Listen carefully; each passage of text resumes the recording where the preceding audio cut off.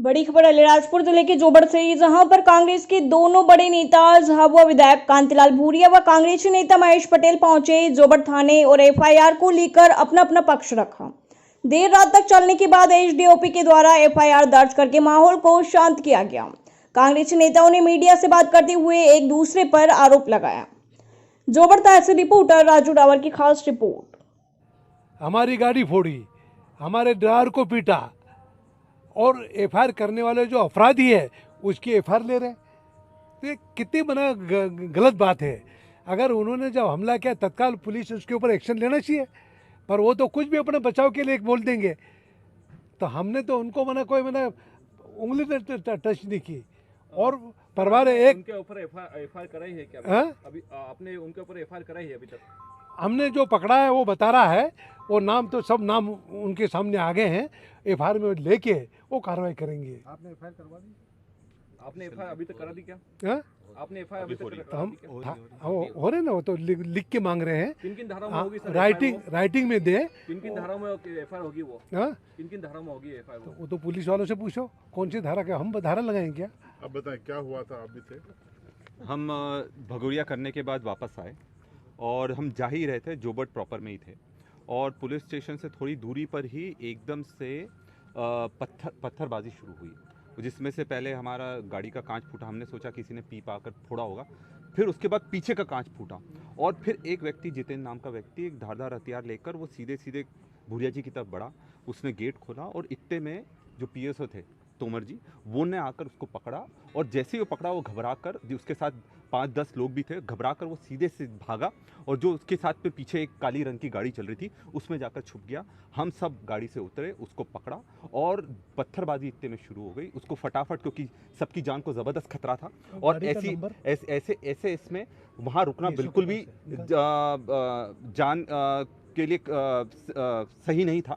उसको फटाफट हमने पकड़कर, रंगे हाथों पकड़कर उसको फटाफट गाड़ी में डालकर सीधे सीधे उदयगढ़, क्योंकि जोबट में स्थिति बहुत ख़राब हो गई थी, पुलिस भी वहाँ पर आसपास दूर दूर तक पुलिस कहीं उपस्थित नहीं थी, उसको सीधे गाड़ी में साथ में लेकर उसको सीधे जाकर उदयगढ़ में पुलिस को सपुर्द कर हमने उसको थाने में दे दिया। और तब से सुबह से 2 बजे से अभी तक हम लगातार लगे हुए हैं, पर अभी तक एफआईआर नहीं हुई है। ये बताता है कि प्रशासन अपना काम ढंग से नहीं कर रहा है, कहीं ना कहीं उन पर दबाव है। और हम ये चाहते हैं कि इस तरह के जो भी आपराधिक तत्व हो, चाहे कोई भी हो, उस पर निश्चित तौर पर कार्रवाई होना चाहिए। ड्राइवर को भी इतनी बुरी तरह मारा गया, 2 गाड़ियां पूरी तरह से खत्म कर दी गई और ड्राइवर को पीछे धारदार हथियार से मारा गया और उसकी भी जान जा सकती थी। उसको टाके आए हैं, 6 से 7 टाके आए हैं और अभी भी बड़ी मुश्किल से वो बोलने की स्थिति में था।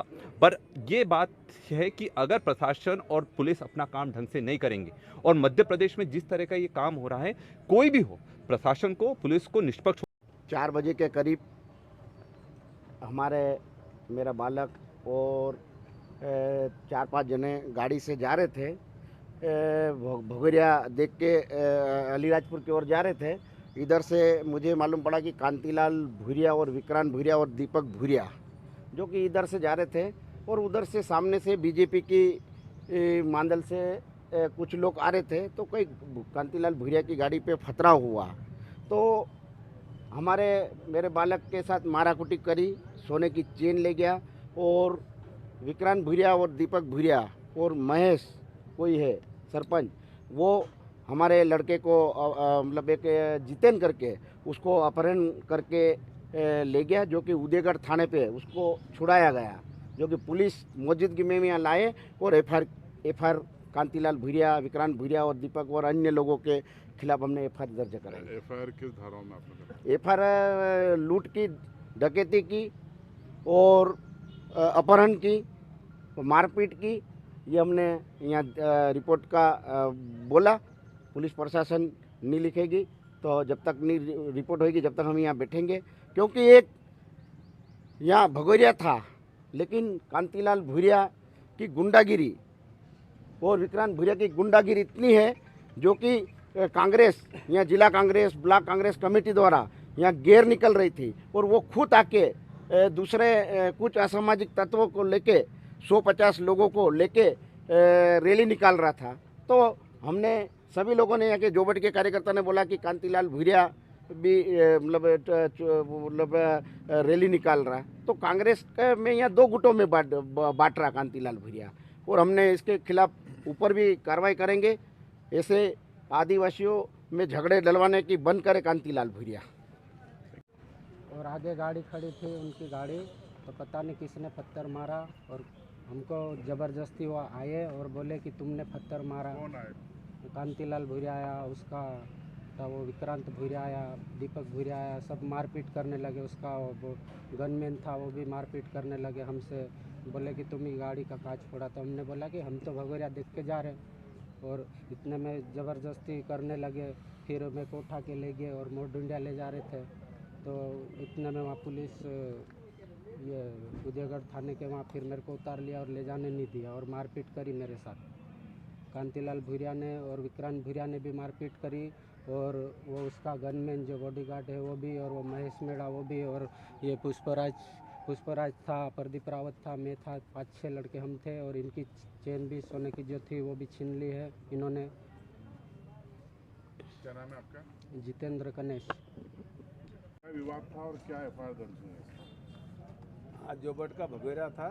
भगोरा समाप्त होने के बाद दो पक्षों में आपस में मारापीटी हुई थी, गाड़ी के कांच टूटे। एक पक्ष यश ने लिखित में दिया है कि उनके एक आदमी को अपहरण करके ले गए, उनकी गाड़ी फोड़ी और चेन लूटी। एक पक्ष की ओर से धारा 365, 392 मारपीट का मुकदमा कायम हुआ है। इसमें आरोपी कौन कौन बने हैं सर? आरोपी में उन्होंने विधायक कांतिलाल जी का, विक्रांत भूरिया जी का आदि का नाम लिखा है। दूसरी तरफ से कांतिलाल भूरिया की पार्टी की ओर से ये आवेदन लिखित में दे रहे हैं, वो भी उन्होंने जान से मारने की नीयत से उनके 2 ड्राइवर को मारना बताया है। उनका आवेदन आ रहा है, इसके बाद उनके आवेदन पर से वो भी कायमी की जा रही है, और यश के आवेदन पत्र पे से कायमी की गई है। फिलहाल मामले में कोई गिरफ्तारी? नहीं, अभी गिरफ्तारी नहीं हुई, जहाँ विवेचना के बाद गिरफ्तार की जाएगी। Subscribe now and press the bell icon. Never miss an update.